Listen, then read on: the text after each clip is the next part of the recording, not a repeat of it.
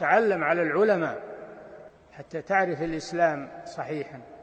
إن الحمد لله نحمده ونستعينه ونستغفره ونعوذ بالله من شرور أنفسنا ومن سيئات أعمالنا من يهده الله فلا مضل له ومن يضلل فلا هادي له وأشهد أن لا إله إلا الله وحده لا شريك له وأشهد أن محمدا عبده ورسوله صلى الله عليه وعلى آله وأصحابه وسلم تسليما كثيرا. أما بعد gjithë lavdia takon vetëm Allahut, ata e falenderojmë, ata e lavdërojmë dhe shprehim lavdi, prej tij kërkojmë ndihmë dhe prej tij kërkojmë falje. Kërkojmë mbrojtje tek Allahu nga keqja e vetes sonë dhe nga të këqijat e veprave tona. Ka udhëzon Allahu, s'ka kush e devion, dhe ka devion Allahu, s'ka kush e udhëzon. Dëshmoj se nuk ka të adhuruar të drejtë përveç Allahut një, i cili nuk ka ortak dhe nuk ka rival, dhe dëshmoj se Muhamedi është rob dhe i dërguar i tij. Salavatet dhe selamet e shumta të Allahut qofshin për të, për familjen e tij dhe të gjithë shokët e tij, si dhe të gjithë ata që ndjekin udhën e tyre deri në ditën e gjykimit. Mëtej, o Zoti ynë, ti je i lartësuar dhe i pastër nga çdo emet, ne nuk dim asgjë posa asaj që na ke mësuar ti, në të vërtetë ti je i gjithdituri, i urti. O Allah, na bëj të dobishme atë që na ke mësuar, na mëso atë që na bën dobi, na shto diturinë, na përmirëso gjendjen tonë tërësi dhe mos na lër të mbështetur në vetët tona asnjë çast. Mëtej, vazhdojmë me leximin e librit Al-Adab al-Mufrad të autorit Imam Abu Abdillah Muhammad ibn Ismail al-Bukhari, i cili ka lindur në vitin 194 dhe ka vdekur në vitin 256 të hijretit. Allahu e mëshiroft, e falt dhe shpërbleft me të mira. Allahu na falt ne, prindrit tanë dhe të gjithë muslimanët dhe muslimanet, besimtarët dhe besimtaret, të gjallët dhe të vdekurit.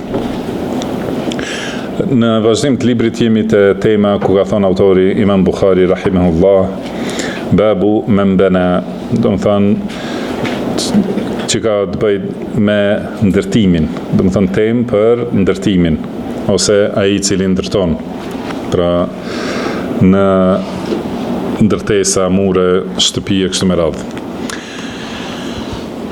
Thot pra Imam Bukhari rahimahullah: حدثنا آدم قال حدثنا شعبة عن إسماعيل بن أبي خالد عن قيس بن أبي حازم قال دخلنا على خباب نعوده وقد اكتوى 7 كيات. ثوت برا قيس بن حازم، قيس ابن أبي حازم رحمه الله، ثوت hym të Khababi, të shtëpia e Khababit që ta vizitojmë kur ka qenë i smur. Do të thënë bëhet fjalë për Khabab ibn al-Arit radhiyallahu anhu, për të cilin folëm në mësimin e kaluar. Shkuam ta vizitojmë dhe do të thënë nga smundja ka qenë ka bërë 7 djegje, do të thënë për shërim. Dhe ka thonë Khababi radhiyallahu anhu: inna ashabana alladhina salafu madaw wa lam tunqishum ad-dunya. Dhe shokët tanë që kanë kaluar, ata shkuan, do të thënë u larguan nga kjo dunja dhe dunjaja nuk u ka paksuar asgjë, do të thënë prej shpërblimeve. Kanë shku me gjitha shpërblimet dhe nuk është paksu prej shpërblimeve të tyre diçka, do të thënë për shkak të dunjas. Thot: wa inna asabna ma la najidu lahu mawdi'an illa at-turab. Kurse ne qelluam ose kemi fituar pasuri të cilës nuk i gjejmë vend askund përveç se në tokë. ولولا أن النبي صلى الله عليه وسلم نهانا أن ندعو بالموت لدعوت به. Edhe sigur mos na kishte ndaluar pejgamberi sallallahu alaihi wasallam të lutemi për vdekje, do të isha lutur, do të thonë që të vdes më shpejt. Pra në këtë hadith ose këtë fjalë nga Khabbab ibn al-Arit radhiyallahu anhu, tregon për vlerën e sahabeve edhe për moralin e lartë të sahabeve. Pra Khababi radhiyallahu anhu folëm për të edhe përmendëm se çka ka vuajtur në jetën e tij për hir të Allahut, edhe përmendëm se kur ka vdekur Aliu radhiyallahu anhu ka thënë, pra nuk do t'ja nuk do t'ja humbë Allahu shpërblimin atij.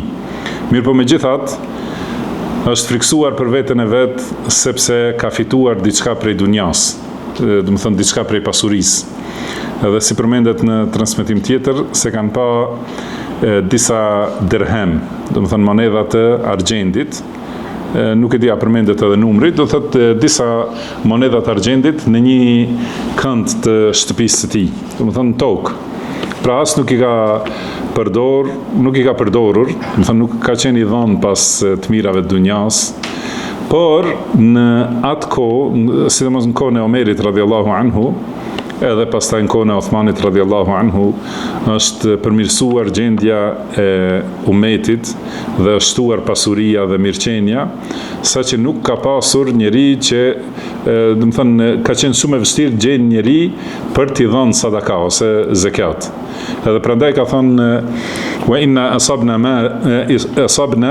ma la najidu lahu mawdi'an illa at-turab. Do thotë kemi arritur pasuri për të cilës nuk i gjejmë dot vend, përveç se në tokë. Do të thonë veç ta lëmë tokë ose të ndërtojmë në tokë. Pra sahabët e kanë gjithashtu e kanë llogaritur këtë shpenzimin në ndërtim, edhe ngritje të shtëpive dhe mureve, e kanë llogaritur se nuk ka shpërblim në të, siç është në fjalën e pejgamberit sallallahu alaihi wasallam. Prandaj nuk kanë shpenzuar përveç se ajo që ka qenë e domosdoshme dhe nevojshme për ta. Do të thonë vetëm ndërtimi i shtëpisë për cilën ka nevojë njeriu. Dhe edhe për këtë shpenzim kanë ndjer keqardhje. Do të thonë kanë thënë tani kemi ne pasuri, edhe vetëm e harxojmë në tokë. Do të në dhe, pra ndërtim të mureve. Dhe për këtë shkak, kjo duket se Khababi radhiyallahu anhu është friksuar se ka marrë, do të thënë, prej shpërblimeve të tij në dunja, edhe është paksuar. Kurse thot shokët tanë, pra sahabët tjerë që kanë vdekur, kanë shku në ahiret dhe dunjaja nuk i ka mangësu asgjë prej shpërblimeve. Do të thonë, deri në vdekjen e tyre kanë qenë në vështirësi dhe varfëri e kështu me radhë dhe gjithë sakrificën që e kanë bërë, do të thonë nuk kanë fituar diçka në dunja, prandaj e kanë gjithë shpërblimin për ahiret. Padyshim kjo tregon për modestinë e sahabeve ndaj njëri tjetrit dhe tregon një moral të rëndësishëm që njeriu duhet të ketë respekt për ata që kanë parakaluar. Megjithse Khabbab ibn Arid radhiyallahu anhu është prej të parëve, prej muslimanëve të parë. Mirpo, megjithatë, do të thonë ka tregu këtë respekt dhe dashuri për sahabët të tjerë të pejgamberit sallallahu alaihi wasallam. Po qëllimi që e ka sjell autori rahimahullah është kjo pjesa që ka thënë se tani pasurisë nuk i gjejmë dot vend përveç se në tokë.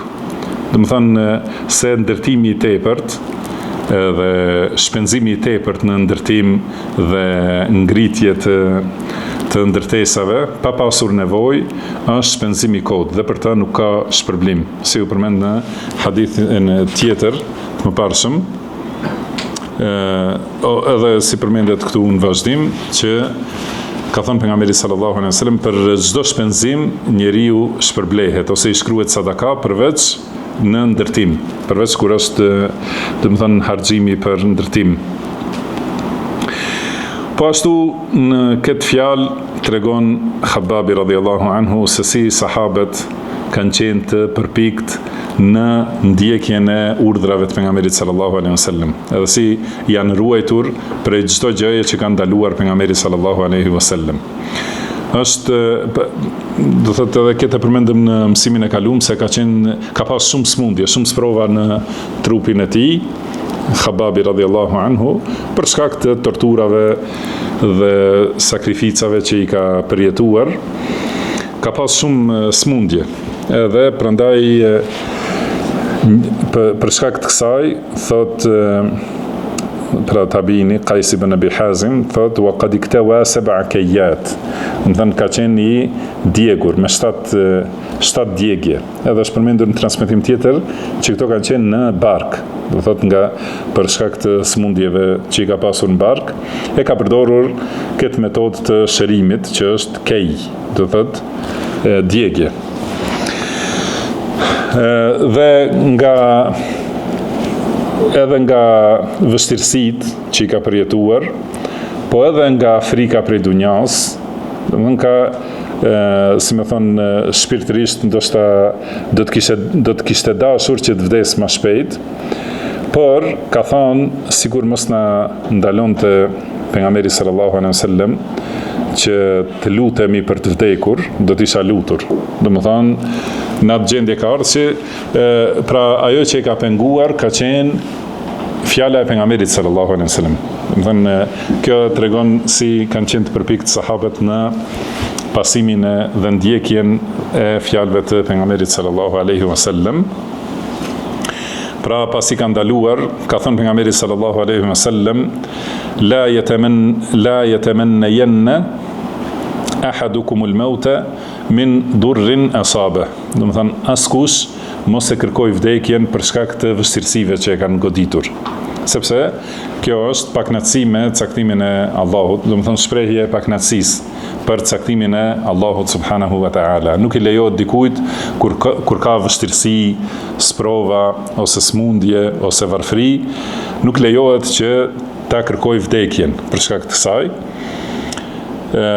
Se ka thonë, pastaj ka thonë pejgamberi sallallahu alaihi wasallam, fa in kana la budda fa'ilan falyaqul, por nëse duhet patjetër ta thotë këtë, do të thonë patjetër në një farë mënyrë ta kërkoj vdekjen, atëherë le të thotë Allahumma ahyini ma kanat al-hayatu khayran li wa tawaffani ma kanat al-wafatu khayran li.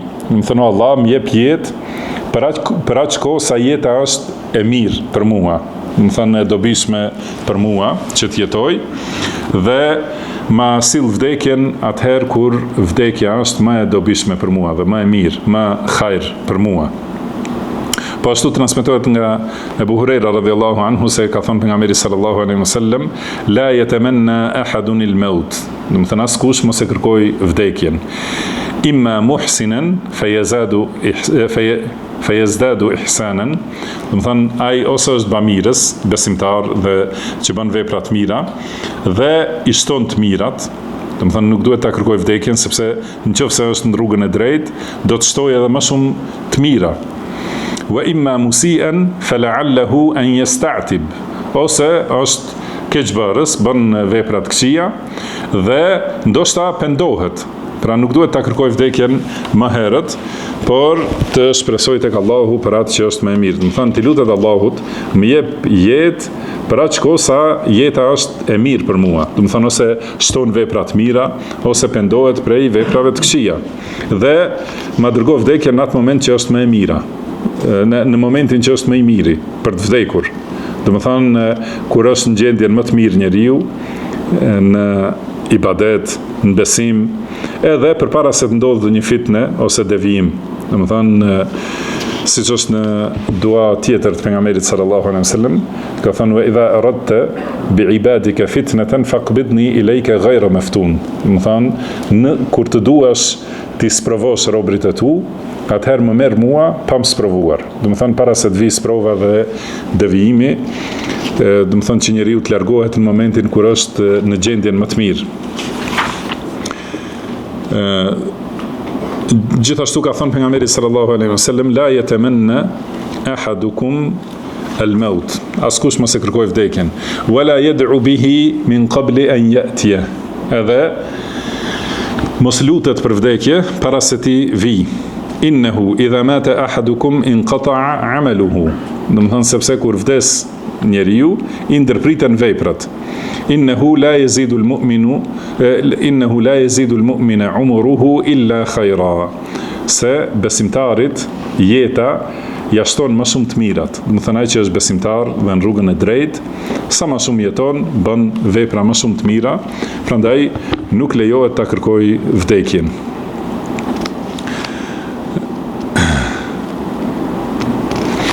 Dhe thot për këtë shkak, pra Khabab ibn al-Arit nuk e ka kërkuar vdekjen, por gjendja e tij ka qenë shumë e rëndë, edhe për këtë shkak pra e ka përmendur këtë hadith, dhe kjo tregon se si e kanë pasur parasysh mbikëqyrjen e Allahut, edhe i kanë pasur parasysh, domethënë dituria u ka bërë dobi. Atë që e kanë ditur se është fjalë e pejgamberit sallallahu alaihi wasallam, thotë e kanë mbajtur mend kur ka ardhur momenti për tu praktikuar. Domethënë atëherë e kanë përmendur dhe e kanë thënë. Disa thonë a bien ndesh ky ndalim i pejgamberit sallallahu alaihi wasallam me fjalën e tij ku ka thënë Allahumma ar-rafiq al-a'la. Domethënë e kërkoi pra e ka kërkuar pejgamberi sallallahu alaihi wasallam vdekjen kur i ka ardhur vdekja, kur i ka ardhur melekul mauti, dhe siç ka treguar pejgamberi sallallahu alaihi wasallam që asnjë pejgamberit nuk i vjen vdekja pa i dhënë zgjidhje. A do të jetoj edhe më tutje apo do të vdesë. Dhe kur e ka dëgjuar Aisha radhiyallahu anha këtë fjalë, Allahumma ar-rafiq al-a'la, yarhamukallah. Do të thonë Allah, shoqërinë e lartë, ose dua t'i bashkangjitem shoqërisë së lartë, pra melaikeve dhe në afërsitë të Allahut subhanahu wa ta'ala. Kur e ka dëgjuar këtë fjalë, atëherë Aisha radhiyallahu anha ka thënë idhen la yakhtaruna, do të thonë nuk na zgjodhi neve, nuk zgjodhi që të vazhdoj të jetoj, se e ka ditur që pejgamberëve u jepet zgjidhje. A bie ndesh kjo kërkesë e pejgamberit sallallahu alaihi wasallam me këto hadithe që i ka përmendur ai? Padyshim se jo, kanë thënë dietarët pra disa përgjigje, dhe një prej tyre është thot kur njeriu është i bindur për vdekjen. Do të thënë kur vjen momenti që e di se është duke vdekur, atëherë duhet ta doj vdekjen. Do të thënë edhe do takimin me Allahun subhanahu wa ta'ala. Thot nuk lejohet ta kërkoj vdekjen nga dëshpërimi, do të thënë prej dunjas ose prej caktimeve të Allahut, por kur e di që është duke vdekur, atëherë nuk e urren vdekjen besimtari. Se ka thënë pejgamberi sallallahu alaihi wasallam, men ahabba liqa Allah, ahabba Allahu liqa'ahu. Domthon kush e do takimin me Allahun, Allahu e do takimin me të. Edhe kush e urren takimin me Allahun, Allahu e urren takimin me të. Dhe ka shpjeguar se bëhet fjalë për momentet e vdekjes. Besimtari kur e sheh që i është drejtuar ahiretit në ato momente, atëherë dëshiron, domethënë që të arrish shpërblimin e tij, dhe domethënë dëshiron të i afrohet Allahut subhanahu wa ta'ala dhe më shumë, atëherë nuk është ndaluar që ta kërkoj njeriu vdekjen edhe ta doj. Por, si që thamë, nuk lejohet kërkimi vdekjes për shkak të paknatësisë me caktimin e Allahut subhanahu wa ta'ala. Po ashtu në këtë hadith u përmend që sahabët kanë përdorur metoda për shërim. Domethënë edhe lejohet kërkimi i shërimit me atë që është halal. Dhe ka thënë pejgamberi sallallahu alaihi wasallam, in kana fi shay'in min adwiyatikum aw yakunu fi shay'in min adwiyatikum khair, do të thënë nëse ka ndonjë të mirë në diçka prej ilaçeve tuaja, do të thënë prej metodave të shërimit, nëse ka diçka të mirë, atëherë ka thënë fi shartati mihjam, do të thënë në briskun e hijamës, do të thënë ka khair, au sharbati asal, ose në pirjen e mjaltës, au ladhatin binar tuwafiqu da, ose djegje me zjarr që bien përputhje me smundjen, do të thënë që digjet vendi i smur. Wama uhibbu an aktawiya, edhe ka thënë por unë nuk dua që të digjem. Pra kjo është metoda e fundit që është e lejuar, por nuk është e preferuar. Do të thënë është e lejuar, por nuk preferohet. Edhe e ngjashme me këtë, wallahu a'lam, do të thënë është edhe prerja operacionit, do të thënë kirurgjia e kështu me radhë, ose amputimi, prerja e një pjesë e trupit, do të thënë është e ngjashme me djegjen. Do të thënë gjitha këto janë të lejuara për kërkimin e shërimit. Dhe prandaj thotë sahabët e kanë kërkuar shërimin, edhe i kanë bërë ilaçat që janë të lejuara. Pastaj në hadithin e radhës, thotë Imam Bukhari rahimahullah, pra vazhdon me një kuptim, do të thënë vazhdon hadithi i njëjtë nga Qais ibn Abi Hazim, i cili ka thënë thumma ataynahu marratan ukhra. Pastaj e vizituam edhe një herë tjetër më vonë Khabbab ibn al-Arit radhiyallahu anhu, wa huwa yabni ha'ita. Edhe e gjetëm duke ndërtuar një mur. Edhe atëherë ka thonë Khabbabi, innal muslima yu'jaru fi kulli shay'in yunfiquhu illa fi shay'in yaj'aluhu fi at-turab. Ka thonë pra muslimani shpërblehet për çdo shpenzim që e bën, çdo harxhim që e bën, përveç shpenzimeve dhe harxhimeve që i bën për tokë, për dhej. Domethënë aty nuk ka shpërblim. Edhe u shpjegua më herët. Pastaj në hadithin tjetër thot Imam Bukhari rahimahullah, حدثنا عمر قال حدثنا أبي قال حدثنا الأعمش قال حدثنا أبو السفر عن عبد الله بن عمرو رضي الله عنهما. مثل ما قلت زنجير ترانسميتون عبد الله بن عمرو ابن العاص رضي الله عنهما ثوت مر النبي صلى الله عليه وسلم وأنا أصلح خصا لنا. Në thëtë kaloj pejgamberi sallallahu alaihi wasallam kur unë isha duke rregulluar, do të thënë duke bërë merremetim të një kasolle, më thon, një kasolleje tonën. Faqal ma hadha, tha pejgamberi sallallahu alaihi wasallam, ç'është kjo? Qultu uslihu khussana ya Rasulullah. Do të thënë jam duke merremetuar ose përmirësuar kasollën tonë, o i dërguari i Allahut sallallahu alaihi wasallam. Faqal al amru asra'u min dhalik. Ka thënë çështja është më e shpejtë se kjo. Do të thonë pra Abdullah ibn Amr ibn al-As radhiyallahu anhuma e ka përmirësuar atë shtëpizën që ka qenë e ndërtuar me shkopinj ose dru, edhe e mbuluar me këto gjethet e hurmës. Do të thënë kësaj i thuhet hus, sepse ka pjesë në to që janë të hapura. Do të thënë në bazë të kësaj në gjuhën arabe pra i thonë hus. Pra kur bëhet një shtëpiz e vogël ose kasolle e vogël me drunj e rregulluar edhe mbuluar me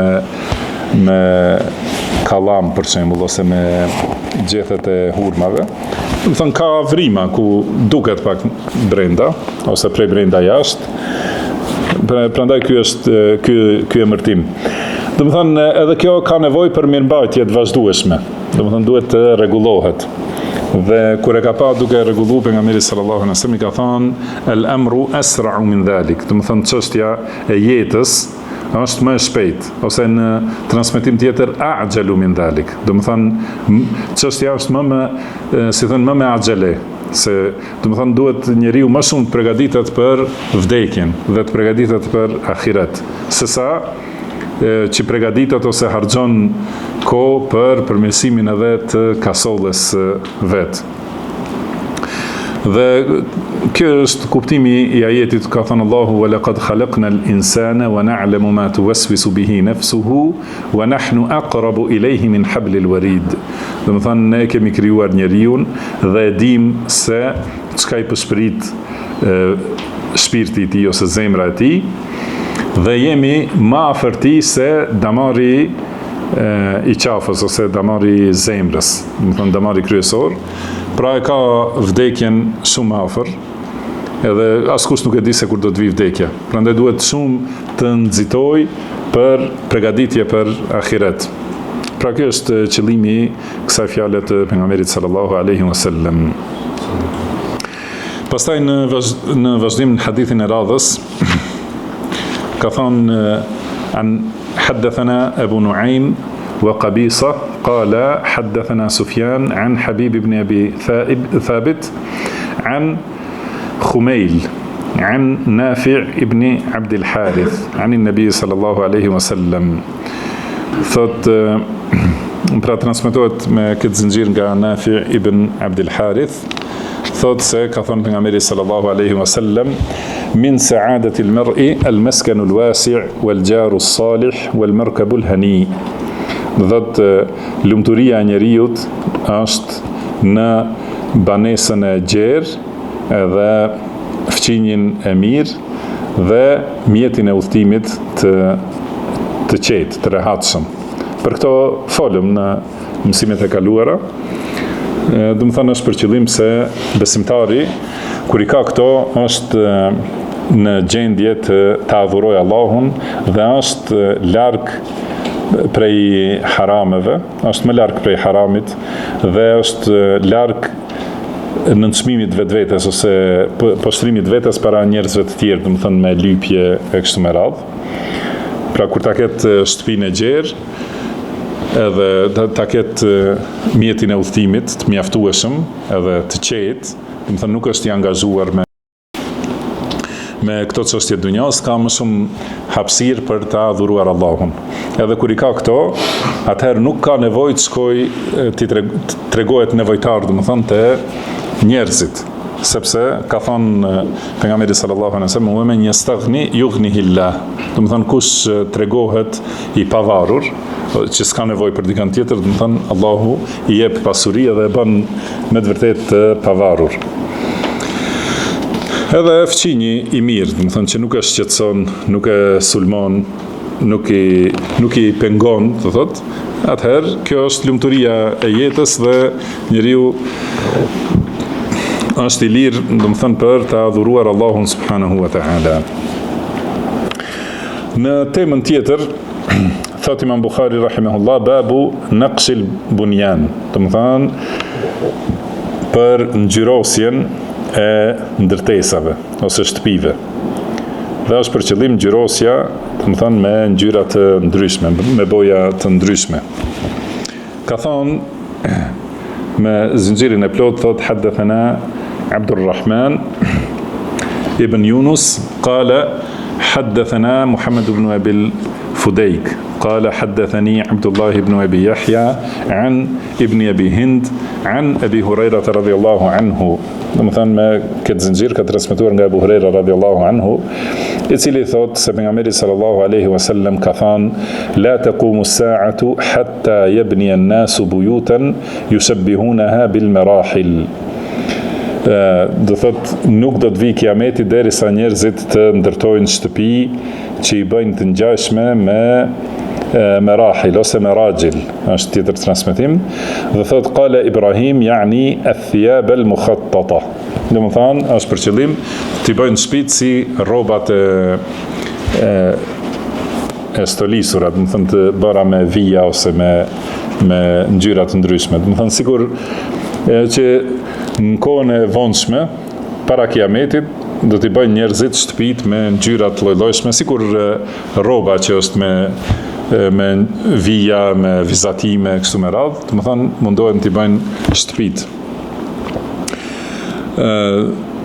Do thotë kjo tregon se është prej shenjave të kiametit, ose prej paraqitjeve dhe fenomeneve që vinë në kohën e fundit, sepse në kohën e parë njerëzit në kohën e selefit nuk e kanë pas breng, do të thonë zbukurimin, stolisjen, zgjerimin, ndërtesave dhe shtëpive, por më vonë kur njerëzit largohen prej brengës për ahiretin, edhe mendojnë vetëm për dunja.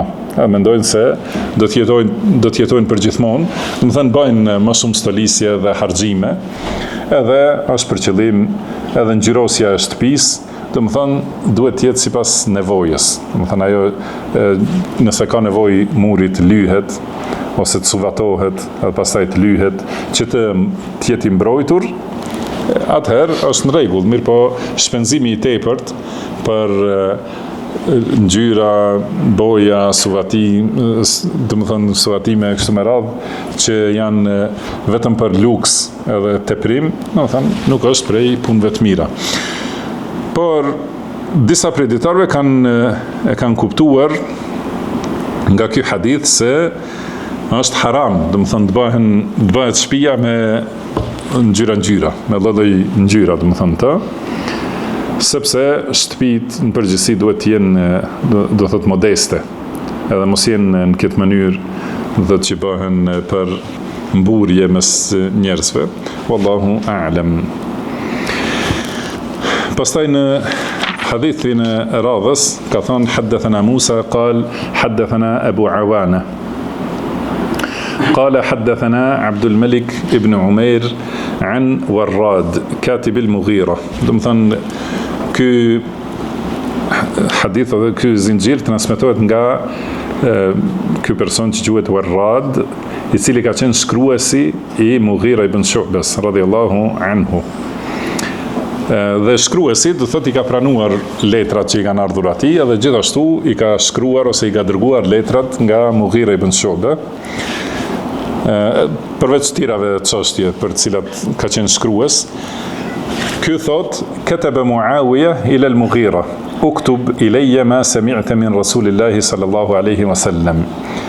Muawiya ibn Abi Sufyan radhiyallahu anhuma i ka dërguar letër Mughira ibn Shu'bas edhe radhiyallahu anhu, dhe i ka thënë më shkruaj çka ke dëgjuar prej të dërguarit Allahut sallallahu alaihi wasallam. Fakataba ilayhi, atëherë Mughira i shkruajti inna nabiyya Allahi sallallahu alaihi wasallam kana yaqulu fi duburi kulli salah, thot profeti Allahut sallallahu alaihi wasallam pas secilit namaz thoshte la ilaha illa Allahu wahdahu la sharika lah, lahul mulku wa lahul hamdu wa huwa ala kulli shay'in qadir, Allahumma la mani'a lima a'tayt wa la mu'tiya lima mana'at wa la yanfa'u dhal jaddi minkal jadd. Dhët ja ka shkruar këtë dhikër. Pra Mughira ibn Shu'ba, nga pyetja e Muawiyas, ka kuptuar se kërkon Muawiya radhiyallahu anhu ti shkruaj, ti tregoj, domethënë, çka ka dëgjuar prej pejgamberit sallallahu alaihi wasallam për dhikrin pas namazit. Edhe ja ka shkruar këtë. Ky hadith ka kaluar më herët. Kemi folur për ta. Do thotë kuptimi i dhikrit është nuk ka të adhuruar të drejtë përveç Allahut, i cili është një, i vetëm, i pashoq dhe nuk ka ortak. Atij i takon sundimi dhe atij i takon lavdia, dhe ai është i gjithfuqishëm për çdo gjë. O Allah, nuk ka pengesë për atë që ti e jep. Pra nuk ka mundësi ta pengoj askush atë që ti e jep, dhe nuk mund ta jap askush atë që ti e pengon, dhe nuk i bën dobi pasuria ose fuqia ose pozita e njeriut, sepse kjo është prej teje. La yanfa'u dhal jadd minkal jadd. Domethënë, pra nuk i bën dobi kjo. Kemi folur për këtë. Dhe qëllimi është, domethënë, ky dhikr që është madhrim për Allahun subhanahu wa ta'ala, dhe në fund kur thot nuk bën dobi, fjala xhad disa kanë thënë se është për qëllim pasuria, disa kanë thënë fuqia ose të mirat e dunjas në përgjithësi. Pra nuk i bën dobi atij që ka pasuri ose atij që ka të mirat të dunjas, nuk i bën dobi kjo, sepse kjo është prej teje. Pra në ahiret nuk ka mundësi njeriu të fitoj me pozitën që e ka pasur ose pasurinë që e ka pasur, nuk fiton në shkallë për shkak të pasurisë, sepse pasurinë ja ka dhënë Allahu subhanahu wa ta'ala. Edhe për të nuk ka ai merit që të fitoj shpërblime në ahiret. Prandaj ka shumë njerëz mendojnë se ata që fitojnë më shumë, domethënë kanë shpërblime për këto, se mundohet, punon për familjen e kështu me radhë. Kemi treguar këtë, kuptohet se çdo gjë që shpenzon për familjen është sadaka. Për gruan dhe për fëmijët, atë që shpenzon njeriu është sadaka. Mirë po, për ta bler ahiretin, nuk mund ta blej, domethënë vetëm si kanë besu mosbesimtarët më përpara, që të pasurit, domethënë mund ta blejnë shpëtimin me pare. Kjo nuk ndodh, sepse këto para janë prej Allahut subhanahu wa ta'ala. Por nëse i shpenzon ato aty ku është Allahu i kënaqur, atëherë fiton prej tyre. Dhe këtë dhikr e shohim se është në transmetim tjetër që ka thënë këtë e ka quajtur pejgamberi sallallahu alaihi wasallam dua. Edhe si ka mundësi të jetë kjo dua ku nuk ka asnjë kërkesë. Pra thotë po, siç e dini, duaja më e mirë është duaja ditës së Arafatit. Dhe fjala më e mirë që kam thënë unë dhe pejgamberët para meje, ka thënë pejgamberi sallallahu alaihi wasallam, është la ilaha illallah wahdahu la sharika lahu lahul mulku wa lahul hamdu wa huwa ala kulli shay'in qadir. Do të thënë kur ta përkthejmë, nuk ka të adhuruar të drejtë përveç Allahut, një i vetëm, pa shoq, pa ortak. Atij i takon sundimi, pushteti dhe atij i takon e gjithë lavdia dhe ajo është i gjithfuqishëm për çdo gjë. Këtë ka quajtur pejgamberi sallallahu alaihi wasallam dua. Thot këtu transmeton Ibn Uyayna, po thot e kanë pyetur Sufjan ibn Uyaynen rahimahullah, kanë thënë kjo është vetëm lavdi dhe lëvdat për Allahun subhanahu wa taala. Pse e ka quajtur pejgamberi sallallahu alaihi wasallam dua? Ka thënë Sufjan ibn Uyayna është përgjigjur: "Ath-thana'u 'ala al-karimi du'a'un li'annahu ya'rifu hajatahu."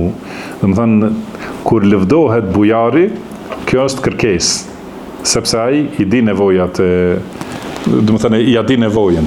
Do thotë mund thuhet në një kuptim edhe te njerëzit, edhe te krijesat, nëse i shkon dikujt që ka pasuri, edhe është bujar, dordhan, edhe i shpreh lëvdata, zakonisht jo zakonisht, po bujar, ai që është bujar, që ka bujari dhe shpirtgjerësi, atëherë e kupton si kërkesë këtë, edhe i jep. Edhe ja di, do të thënë çka mund të ketë nevojë. Kurse Allahu subhanahu wa taala është krijuesi i krijesave dhe bujaria e tij është bujari absolute, nuk krahasohet me askënd, edhe kuptohet që vetëm nëse njeriu i afrohet me adhurim dhe lavdi, lëvdata, atëherë fiton prej Allahut më shumë se sa do të kishte ditur njeriu vetë kërkoj për veten e tij, sepse Allahu subhanahu wa taala i di më mirë nevojat e njeriut. Edhe është përmendur në hadith i cili ka dobësi, mirëpo si kuptim vetëm e përmendim që si hadith kutsi, do thot: "Men shaghalahu dhikri an mas'alati a'taytuhu afdala mimma u'ti as-sa'ilin." Do thënë atë njeri që e angazhon dhikri, përmendja ime, thot Allah, do të thënë këtu thuhet se ka thënë Allahu, atë njeri që angazhon përmendja Allahut dhe madhrimi, do të thënë lavdia ndaj Allahut subhanahu wa taala, e angazhon dhe nuk i lë kohë për të kërkuar, thot i jap më shumë se sa u jap atyre që kërkojnë. Pra ky hadith është i dobët, mirëpo do të thënë si kuptim është për ta marrë vesh në krahasim me shumë hadithe të tjera. Do të thënë disa raste përmendet dhikri, përmendet si dua. Edhe nëse i shohim, edhe për këtë kemi folur më herët, nëse i shohim lutjet e pejgamberëve, janë vetëm dhikr, edhe madhrim. Si ka thënë Musa alayhis salam, Allahumma inni lima anzalta ilayya min khairin faqir. Do të thënë Allah, unë jam nevojtar për të mirat që ti mi zbret mua. Edhe Allahu ja ka dhënë atë që ka pas nevojë, ka dhënë si thuhet edhe martesën edhe punën. Do të më njëherë është punësuar dhe është martuar pas kësaj. Do thotë sepse kjo ka qenë nevoja e tij, edhe si ka thënë Yunusi alayhis salam, la ilaha illa ant subhanaka inni kuntu minadh dhalimin. Do të thënë nuk ka të adhuruar të drejtë përveç teje, i lartësuar je ti, i patmeta je ti, unë i kam bërë pa drejtësi vetes. Do të thënë kjo ka qenë Dhe të dy këto raste përmendet më njëherë në vazhdim ajeti fastajabna lahu ose fastajab. Do të thonë ju përgjigj Allahu lutjes së tij. Kurse kur e lexojmë, do të thonë nuk shohim kërkesën të, po vetëm dhikr. Po tham Mughira ibn Shu'ba radhiyallahu anhu e ka kuptuar këtë pyetjet Muawiyes radhiyallahu anhu se është ka për qëllim dhikrin pas namazit. Dhe ka treguar këtë dhikr që ai e ka dëgjuar nga pejgamberi sallallahu alaihi wasallam. Pastaj në vazhdim i ka shkruar edhe diçka tjetër, në vazhdim thot innahu kana yanha an qila wa qal wa kathrati as-su'al wa ida'ati al-mal. Do të thonë ka ndaluar gjithashtu pejgamberi sallallahu alaihi wasallam thashë thejmet, do të thonë ose se themi ne thash, do thotë më tha, i thash, na than, këto i ka ndaluar, pyetjet e shumta dhe shpërdorimin ose humbjen e pasurisë. Dhe thotë wa kana yanha an uquqil ummahat, edhe ka ndaluar sjelljen e keqeve ndaj nënave, wa wa'dil banat, edhe do të thënë vrasjen e fëmijëve ose varrosjen e vajzave, wa man'in wa hat, edhe ka ndaluar që njeriu ta shtrëngoj dorën dhe të lyp. Do të thënë vetë mos japë, mirë po prej tjerëve të kërkoj të marrë. Këto për gjitha këto kemi folur më herët dhe besoj që janë të qarta. Në vazhdim thot po edhe këtë hadith të marim thot Imam Bukhari rahimahullah حدثنا آدم قال حدثنا ابن أبي ذئب عن سعيد المقبري عن أبي هريرة رضي الله عنه قال ثم أبو هريرة رضي الله عنه ترانسميتوات سكاثان قال النبي صلى الله عليه وسلم كثن بن صلى الله عليه وسلم لن ينجي أحدا منكم عمل do të thënë askënd prej jush nuk do ta shpëtoj vepra qalu wala anta ya rasulullah kan thënë as ty o i dërguari Allahut sallallahu alaihi wasallam ka thënë wala ana illa an yataghammadani Allahu minhu bi rahmah as mua nuk më shpëtojnë veprat, përveç nëse më mbulon Allahu me mëshirën e tij. Pastaj ka thënë fasaddidu wa qaribu, pra mundohuni ta qëlloni sakt ose sa më afër, do të thënë veprat e mira ose të plota ose sa më të përafërta. Waqdu wa ruhu wa shay'un min ad-dulja.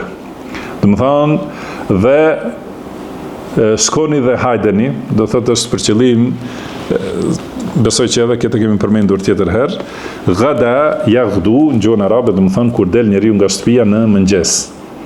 Raha yaruhu, do thotë kur kthehet në mbrëmje, ose gjithashtu kur del nga shtëpia në mbrëmje, ose pas dite, është qëllim, do të thonë pjesën e dytë të ditës. Do të thonë gada thuhet ka shku, ka dalë prej shtëpisë, do thotë në mëngjes. Kurse raha do të thotë ka dal pas dreke prej shtëpisë. Wa shay min ad-dulja, edhe gjithashtu dilni në mbrëmje. Po edhe ka thënë wal qasd tablughu, edhe bëhuni mesatar, do të arrini, do të më thënë në qëllimin. Edhe ky udhëzim i pejgamberit sallallahu alaihi wasallam është udhëzim madhështor që duhet besimtarit ta ndjek. Çështja e parë që përmend këtu është se askush nuk shpëton me veprat e veta. Do të thonë nuk është askënd nuk do ta shpëtoj vepra e tij.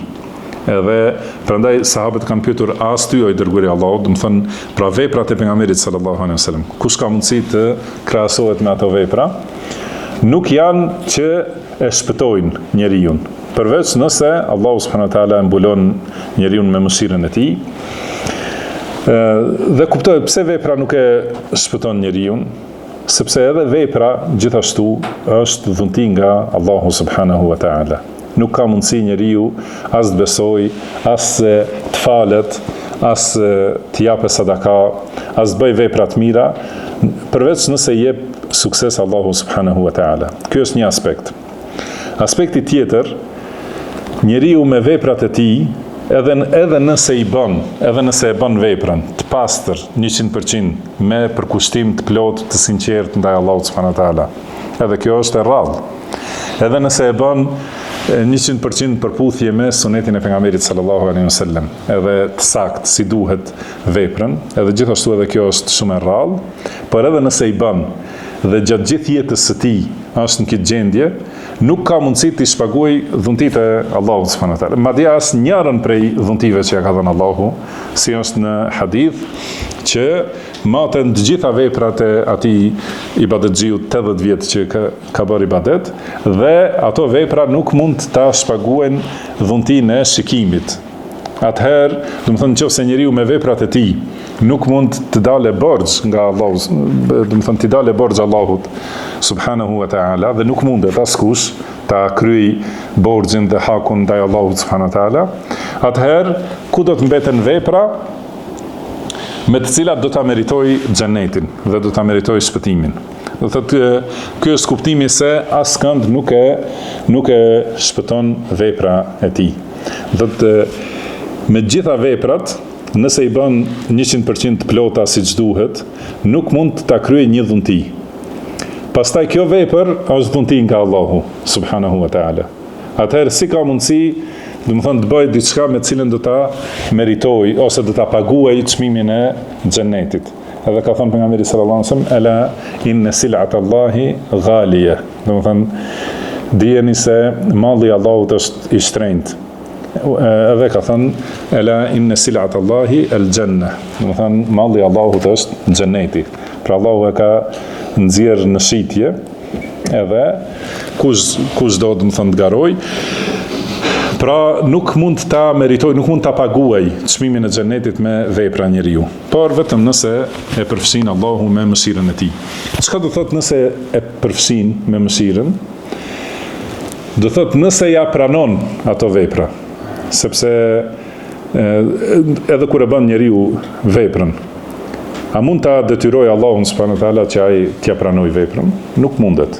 Kështu që nëse Allahu e mëshiron, edhe ja jep këtë dhunti që e pranon veprën e tij, atëherë e mëshiron, do të thonë që ta shpërblej me xhenet, edhe pse nuk ka merituar me asgjë. Njeriu nuk e ka merituar me asgjë. Mirë po, me mëshirën e tij Allahu subhanahu wa taala ja jep xhenetin, edhe e shpëton prej xhehenemit. Prandaj njeriu prandaj pejgamberi sallallahu alaihi wasallam është prej dhikrit mëngjesit që e ka bërë çdo ditë, ka thënë Allahumma rahmetaka arju, o Allah, mëshirën tënde e shpresoj. Fala takilni ila nafsi tarfata ain. Prandaj mos më lër mua të mbështetur në veten time asnjë çast.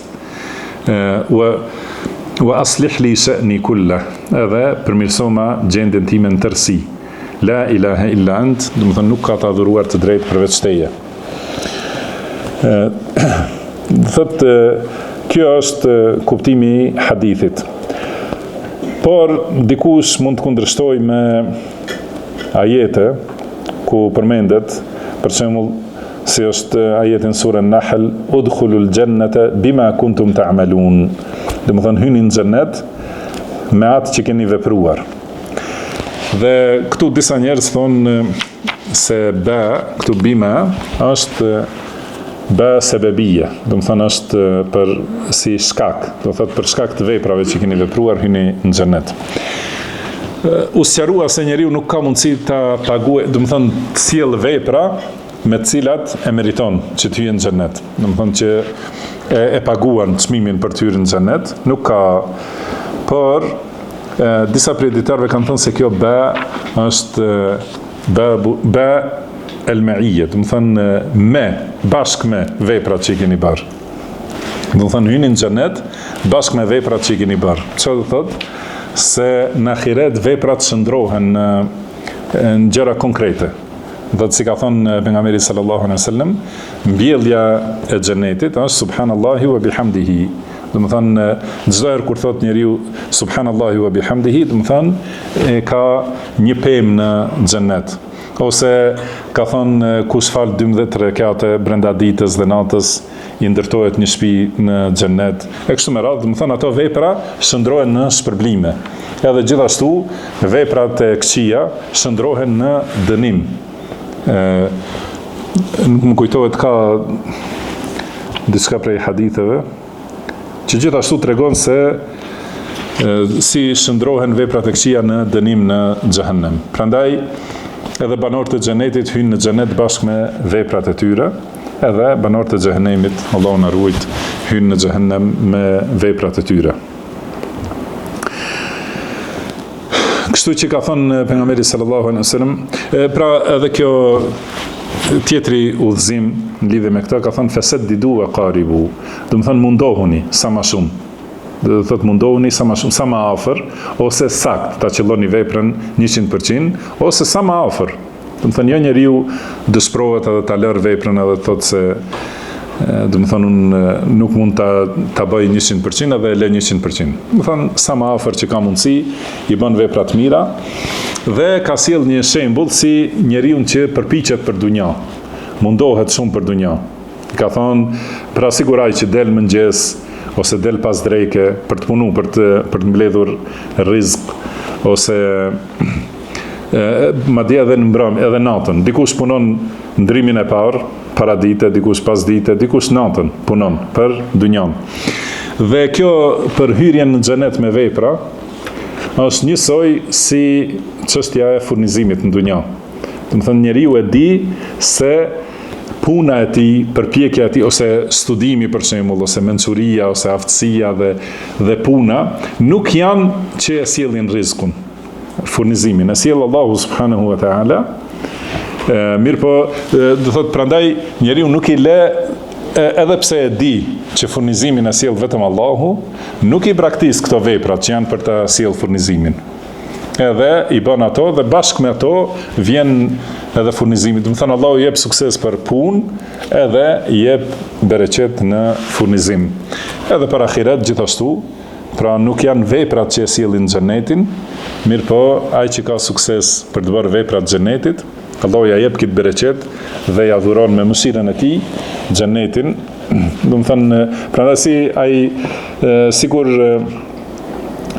që kur e kemi kuptuar ose kur e kemi mësuar dhe e kemi besuar se puna dhe përpjekja për dunja nuk e sjellin furnizimin, por nuk e kemi lënë punën, nuk kemi mbështetur në këtë. Njësoj, edhe kur e kuptojmë se vepra nuk e çon njeriu në xhenet, nuk duhet njeriu ta braktis veprën, por të përpiqet dhe ta shpresoj mëshirën e Allahut subhanahu wa taala. Dhe në fund në këtë hadith ka thënë pra secili hyn në xhenet vetëm me mëshirën e Allahut, si është në hadithin që ja thash kuptimin. Më thotë që thotë Allahu futeni robin tim në xhenet me mëshirën time. Edhe pashtu në ajet ka treguar Allahu për fjalët e banorëve të xhenetit, pasi hyjnë në xhenet dhe i përjetojnë kënaqësinë, thonë inna rabbana laghafurun shakur, do të thonë Zoti ynë është falës dhe mirënjohës. Allahu subhanahu wa taala është mirënjohës dhe e shpërblen njeriu dhe falenderon, do të thonë njeriu nëse bën vepra të mira. Krahas gjitha këtyre që i tham më herët. Alladhi ahallana daral muqamati min fadlihi. Do të thonë që na dha të banojmë në vendin e përjetësisë ose në vendin e shpërblimit, pra në xhenet, nga dhuntia e tij dhe nga mirësia e tij subhanahu wa taala. Dhe ka thonë pra në fund wal qasd al qasd. Do të thonë bëhuni mesatar, bëhuni mesatar. Pra kur njeriu e kupton se vepra, do të thonë nuk e çon në xhenet. Prandaj nuk do të thonë se sa më shumë vepra, do thotë do ta fitojë xhenetin. Edhe të përpiqet njeriu edhe ta ngarkoj veten më shumë, do të thonë si e kanë ngarkuar ata që kanë devijuar. Prandaj ky kuptim se vepra nuk e çon njeriu në xhenet është udhëzim për menhexhin e drejtë. Më thënë që njeriu pasi e di se shtimi i veprave nuk është që me ato vepra e blen xhenetin, atëherë duhet të qëndroj strikt sipas sunetit pejgamberit sallallahu alaihi wasallam. Edhe të veproj si ka vepruar pejgamberi sallallahu alaihi wasallam dhe të besoj si ka besuar pejgamberi sallallahu alaihi wasallam. Do thotë jo të mendoj se nëse shton edhe më shumë vepra dhe bën bidate edhe del jashtë sunetit pejgamberit sallallahu alaihi wasallam, mos mendon se me këto do ta fitoj xhenetin. Por e fiton me mëshirën e Allahut, dhe më thënë nëse është i përulur, i bindur ndaj Allahut, edhe pranon pejgamberin sallallahu alaihi wasallam dhe ndjek rrugën e tij, atëherë do thotë kjo është rruga e shpëtimit. Nuk do të thonë se vetëm shtimi i veprave, dhe sidomos nëse ato vepra janë në kundërshtim me sunetin e pejgamberit sallallahu alaihi wasallam, nuk ka asnjë dobi prej tyre. Dhe prandaj teprimi dhe ekstremizmi nuk e çojnë askund njeriu, kurse mesatarja dhe vazhdimi në rrugën e pejgamberit sallallahu alaihi wasallam ka thënë teblughu, atëherë arrini. Do të thënë veç hecni në rrugën e drejtë, as djathtas as majtas, vetëm hecni në rrugën mesatare, dhe mesatarja është e vërteta, haku. Do të thënë Kurani dhe Suneti. Hecni në këtë rrugë, do të arrini, patjetër do të arrini. Ne lutim Allahun subhanahu wa taala që të na mundsoj të arrijm mëshirën e tij dhe xhenetin e tij, dhe e lutim Allahun që të na falë të gjitha gabimet dhe lëshimet, si dhe lutim Allahun të na bëj të dobishme ato që na ka mësuar, na mësoj ato që na bën dobi, na shtoj diturinë, ta përmirësoj gjendjen tonë tërësi dhe mos na lër të mbështetur në vetët tona asnjë çast. Wallahu a'lam wa sallallahu wa sallama ala abdihi wa rasulihi nabina Muhammad. Subhanaka Allahumma wa bihamdik, ashhadu an la ilaha illa anta, astaghfiruka wa atubu ilaik. Amin.